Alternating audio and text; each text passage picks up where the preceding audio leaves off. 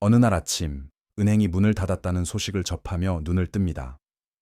휴대폰으로 잔액을 확인하려 하지만 앱이 열리지 않습니다. 길 건너 ATM에는 사용 불가라는 안내문이 붙어 있습니다. 가게들은 열려 있지만 누구도 당신의 체크카드를 받아주지 않습니다. 주유소에서는 현금만 받습니다. 월세가 밀렸지만 집주인은 송금을 받지 않습니다. 처음엔 일시적인 장애나 시스템 오류라고 생각했지만 거리 분위기가 달라진 걸 깨닫습니다. 사람들은 문을 닫은 은행 지점 앞에 줄을 서 있습니다. 슈퍼마켓은 카트에 물건을 가득 실은 고객들로 가득합니다. 플라스틱 카드, 은 쓸모없으니 구겨진 지폐로 결제합니다. 텔레비전은 긴급 소식을 쏟아냅니다. 금융 시스템이 긴급 점검 중이라고. 그리고 갑자기 얼음물처럼 차가운 생각이 스칩니다. 당신의 돈은 생각했던 곳에 있지 않다. 계좌에 준비되어 인출될 수 있는 상태가 아니다. 그저 화면 속 숫자에 불과했다. 그리고 그 화면은 꺼져버렸다. 디스토피아 소설의 설정처럼 들리지만 그렇지 않다. 이미 일어난 일이다.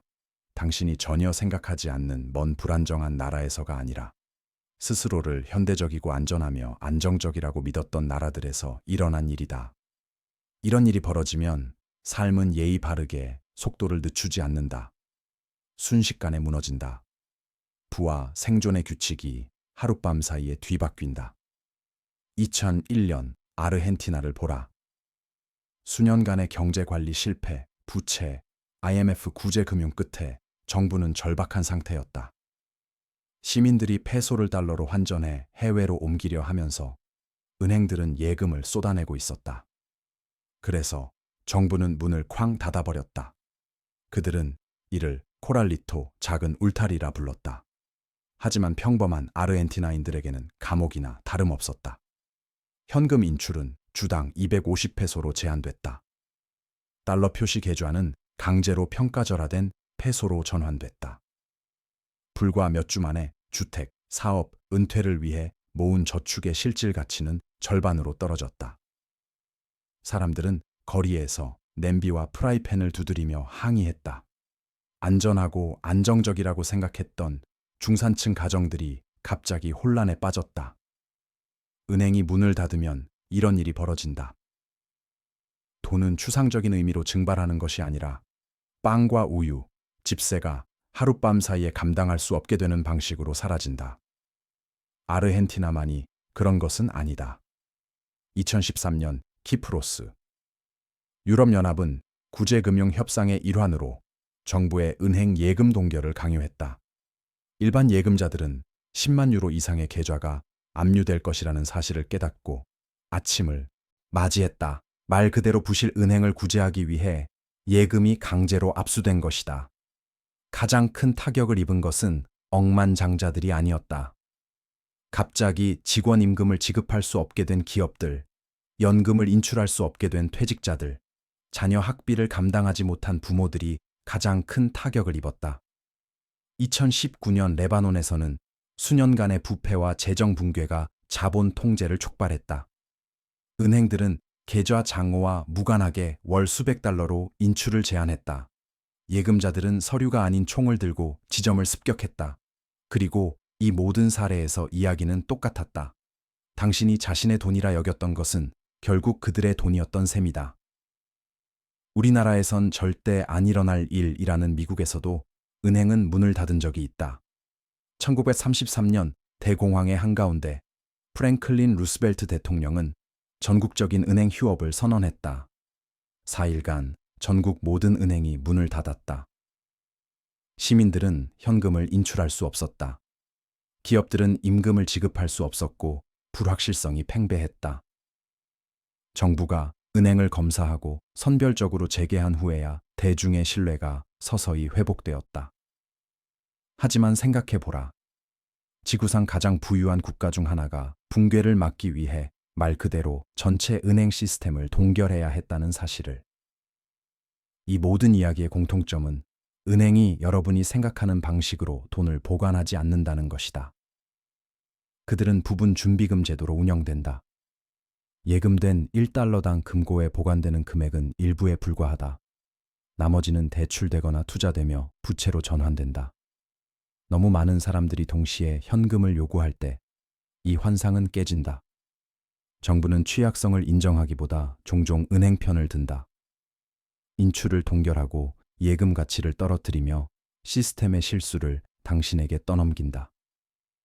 이제 내일 당신의 도시에서 이런 일이 벌어질 거라고 상상해보라. 당신은 어떻게 할 것인가? 일주일, 한 달 동안 현금을 확보할 수 있겠는가? 은행 자체가 문제라면 주택담보대출을 갚을 수 있겠는가?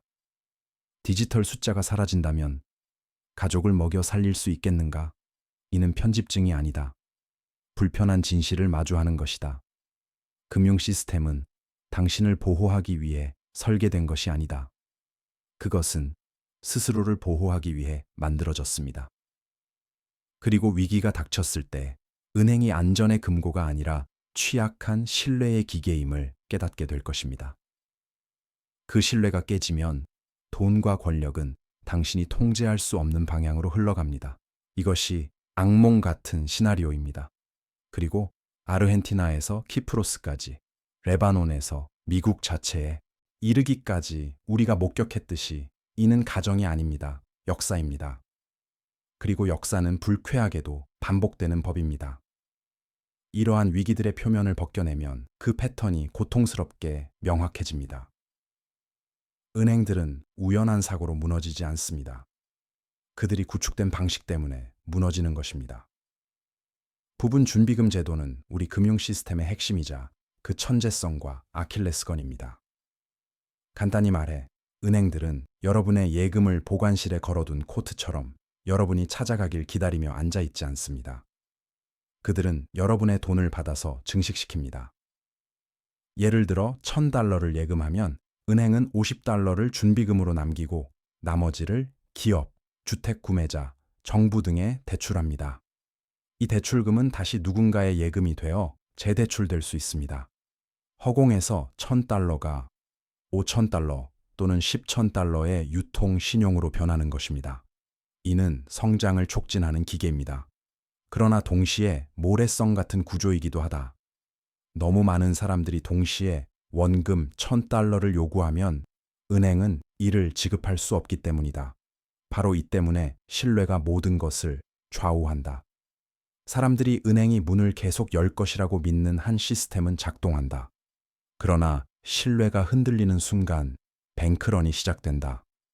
모든 사람이 돈을 요구할 필요는 없다. 준비금의 얇은 층을 드러낼 만큼의 사람들만으로도 충분하다. 그리고 일단 공포가 확산되면 건전한 은행조차도 무너질 수 있다. 마치 분비는 극장에서 불이 난 것과 같다. 한 번의 비명, 한 번의 출구로 향하는 발걸음, 그리고 갑자기 생존은 폭주로 변한다. 정부는 이를 잘한다. 그래서 위기마다 그들의 본능은 개인 예금자를 보호하는 것이 아니라 은행을 보호하는 것이다. 아르헨티나가 예금 동결 조치를 시행했을 때 그것은 악의에서 나온 것이 아니었다. 사람들이 계속 돈을 인출하도록 허용했다면 은행들은 일주일 만에 무너졌을 것이기 때문이다. 키프로스가 예금자들의 돈을 압류해 시스템 자본을 재충전하는 구제금융 바이린을 시행했을 때 이는 강력한 처방으로 포장됐다.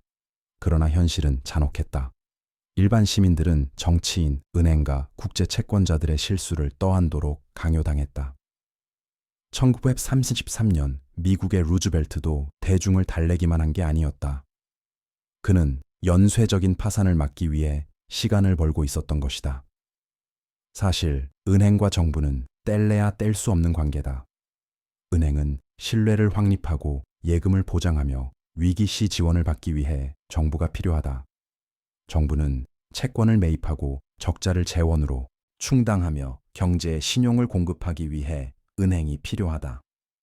위기가 닥치면 이들은 결속을 다지고 그 틈새로 밀려나는 건 바로 당신, 즉 예금자이자 납세자, 자신의 돈의 주인이라 여겨지는 사람이다. 이러한 환상은 규정과 보험 제도로 더욱 공고해진다.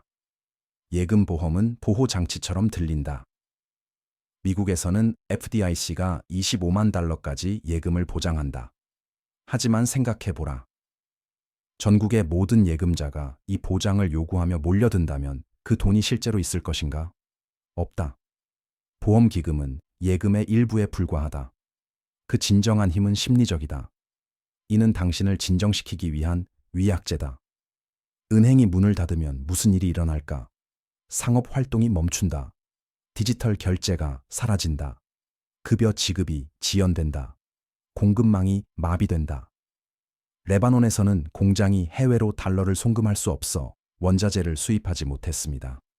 2015년 그리스 위기 당시 사람들은 뜨거운 햇볕 아래 ATM 앞에 줄을 서서 하루에 고작 60유로를 인출하기 위해 몇 시간을 기다렸습니다. 결혼식은 연기되고 수술은 미뤄졌으며 아이들은 학교에서 빼내졌습니다. 모두 금융 시스템이 돈에 대한 접근권을 더 이상 권리가 아닌 배급해야 할 특권으로 결정했기 때문입니다. 스마트폰, 암호화폐, 핀테크 앱 시대에도 이 문제는 사라지지 않았습니다. 오히려 더 심화되었습니다. 화폐의 디지털화는 우리를 은행과 중앙 집중식 시스템에 그 어느 때보다 의존하게 만들었습니다. 서버가 다운되거나 카드 리더기가 고장나거나 기관이 계좌를 동결하면 당신의 재산은 갑자기 한가운데 멈춰선 숫자에 불과해집니다. 현금 없는 사회에서 은행 폐쇄는 대공황 시절의 낡은 공포가 아니다. 이는 곧 닥칠 현대적 악몽이다. 이제 파급 효과를 생각해보라.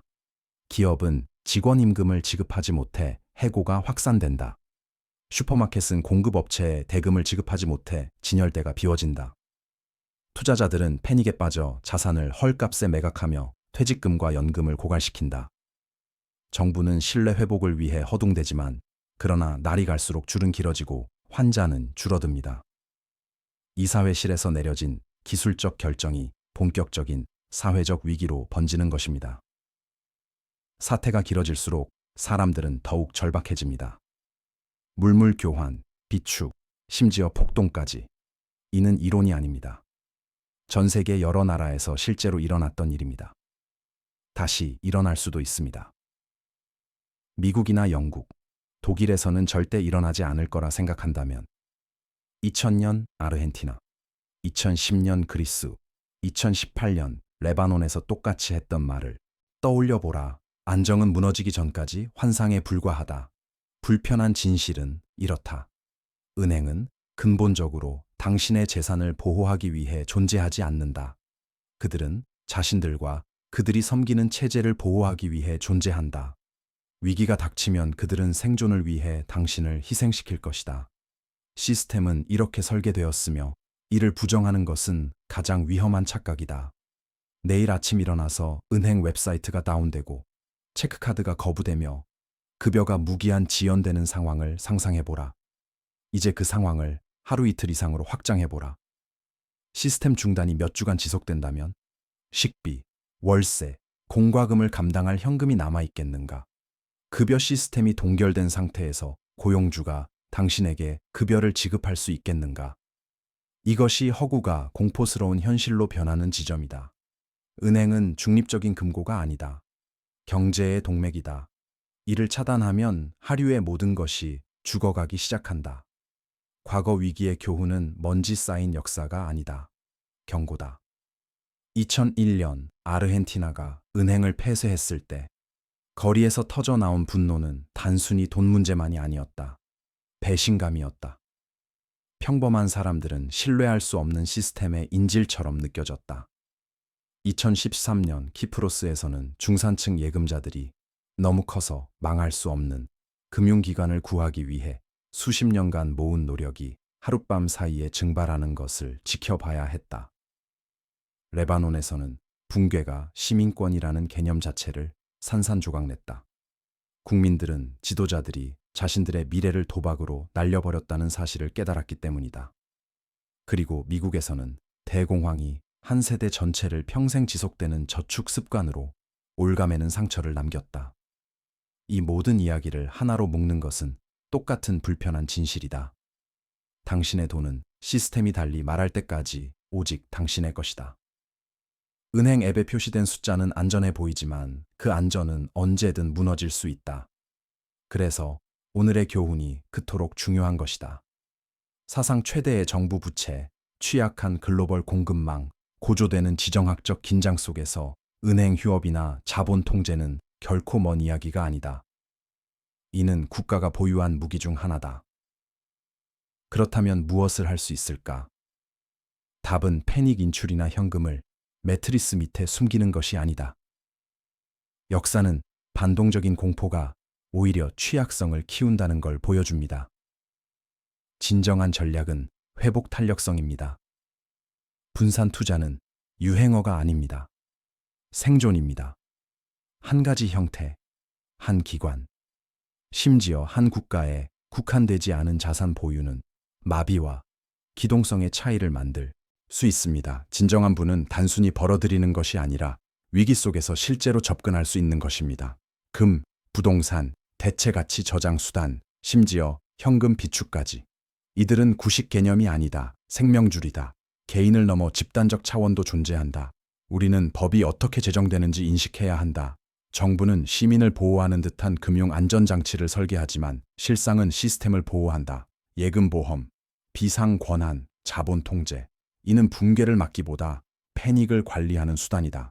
이를 이해하지 못하면 안일해집니다. 이해한다면 우리보다 자신을 우선시한다는 점을 반복적으로 보여준 시스템에 대해 더 나은 규칙, 투명성, 책임성을 요구할 수 있습니다. 이 이야기에 소름 끼치는 부분은 신뢰가 얼마나 취약한지입니다. 은행은 물리적으로 무너질 필요가 없습니다. 사람들이 믿음을 잃기만 하면 됩니다. 그 믿음이 금이 가는 순간 카운트다운이 시작됩니다. 한번 셧다운이 선언되면 가면이 벗겨진다. 은행은 결코 중립적이지 않았고 단순한 서비스 제공자도 아니었다. 그들은 정부, 기업, 글로벌 시장과 깊게 얽힌 권력 구조다. 당신은 고객이 아니다. 작동할 때는 작동하지만 멈출 때는 멈추는 시스템의 참여자일 뿐이다. 역사는 정확히 반복되지 않지만 그 메아리는 크다. 아르헨티나, 키프로스, 레바논, 그리스, 미국의 교훈은 단순하다. 접근권을 소유권과 혼동하지 마라. 당신의 부가 기관들의 자비에 의존해 존재한다면 그것은 진정 당신의 것이 아니다. 재정적 자유를 구축하려면 안전이라는 환상을 넘어 시스템이 흔들리는 순간을 대비해야 한다. 언젠가는 내일 은행이 문을 닫으면 어쩌지가 아니라 이미 문을 닫았는데 이제 어떻게 하지? 라는 질문이 될 테니까. 이 글이 새로운 시각을 제공했다면 구독을 눌러주세요. 역사가 답을 가지고 있습니다. 제가 그 답이 있는 곳을 보여드리겠습니다.